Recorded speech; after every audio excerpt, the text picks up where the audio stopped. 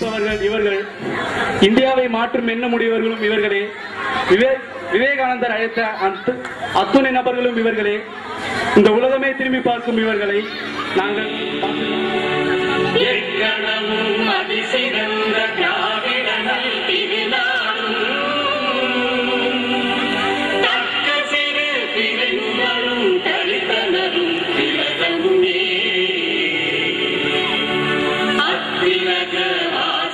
போல் அனைத்துலகும் இன்பமுற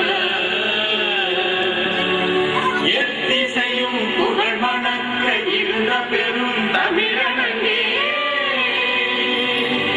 தமிழனங்கே சீர்கிழமை திறமையந்து செயல்வர